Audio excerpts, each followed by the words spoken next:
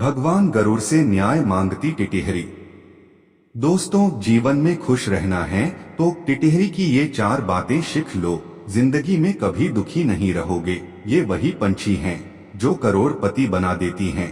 परिवार में कभी कलह नहीं होगा। जिसने भी इस कहानी को सुना वह सुखी हो गया। दोस्तों, एक समय की बात है। समुद्र तट के तट पर एक टिटिहरी का जोड़ा रहता था। अंडे देने से पहले टिटिहरी ने अपने पति को किसी सुरक्षित जगह की खोज करने के लिए कहा। टिटिहरी ने कहा, यहाँ सभी स्थान पर्याप्त और सुरक्षित है, तू चिंता न कर। टिटिहरी बोली, समुद्र में जब ज्वार आता है तो उसकी लहरें मतवाले हाथी को भी खींच कर ले जाती हैं। इसलिए हमें इन लहरों से दूर कोई दूसरा स्थान देख रखना चाहिए। टिटिहरा बोला, समुद्र का इतना दुस्साहसी नहीं है कि वह मेरी संतान को हानि पहुंचाए। वह मुझसे डरता है, इसलिए तू निशंक होकर यहीं तट पर अंडे दे दे। समुद्र ने टिटिहरे की ये बातें सुन ली। उसने सोचा, यह टिटिहरा बहुत अभिमानी है।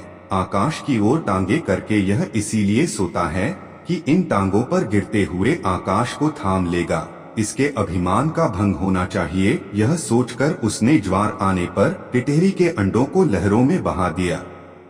टिटिहरी जब दूसरे दिन आई तो अंडों को बहता देखकर रोती बिलखती टिटिहरे से बोली, मूर्ख, मैंने पहले ही कहा था कि समुद्र की लहरें इन्हें बहा ले जाएंगी, किंतु तूने अभिमानवश मेरी बात पर ध्यान नहीं दिया। अपने परिजनों के कथन पर भी जो ध्यान नहीं देता उसकी दुर्गति होती ही है। इसके अतिरिक्त बुद्धिमानों में भी वही बुद्धिमान सफल होते हैं जो बिना आई विपत्ति का पहले से ही उपाय सोचते हैं और जिनकी बुद्धि तत्काल अपनी रक्षा का उपाय सोच लेती है।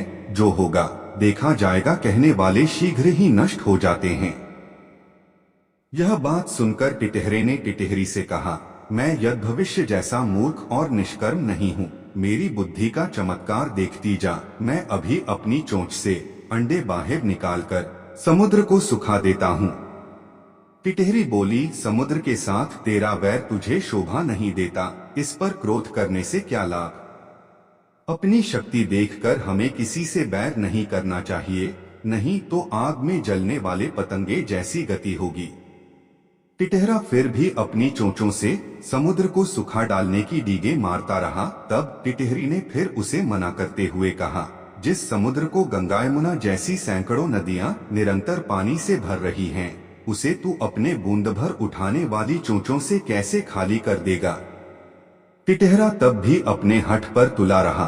तब टिटिहरी ने कहा, यदि तूने समुद्र को सुखाने का हठ ही कर लिया है तो अन्य पक्षियों की भी सलाह लेकर काम कर। कई बार छोटे छोटे प्राणी मिलकर अपने से बहुत बड़े जीव को भी हरा देते हैं, जैसे चिड़िया, कठफोड़े और मेंढक ने मिलकर एक हाथी को मार दिया था।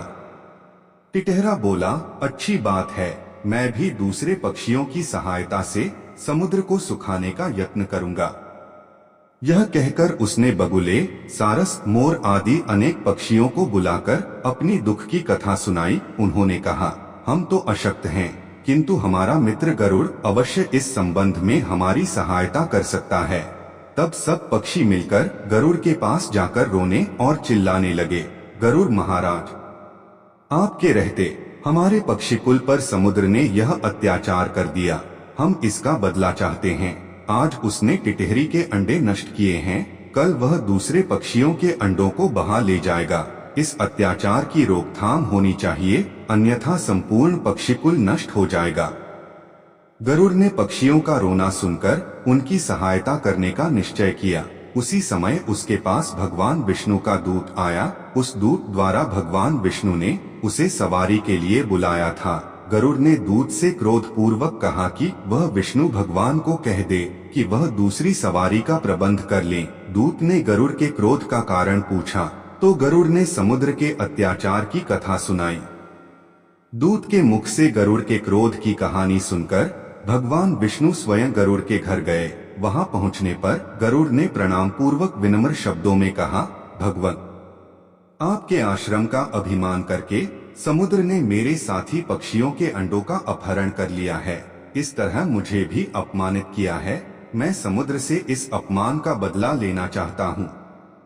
भगवान विष्णु बोले, गरुड़, तुम्हारा क्रोध करना बिल्कुल सही है। समुद्र को ऐसा काम नहीं करना चाहिए था। चलो, मैं अभी समुद्र से उन अंडों को वापस लेकर टिटहरी को दिलवा देता हूँ। उसके बाद हमें अमरावती जाना है।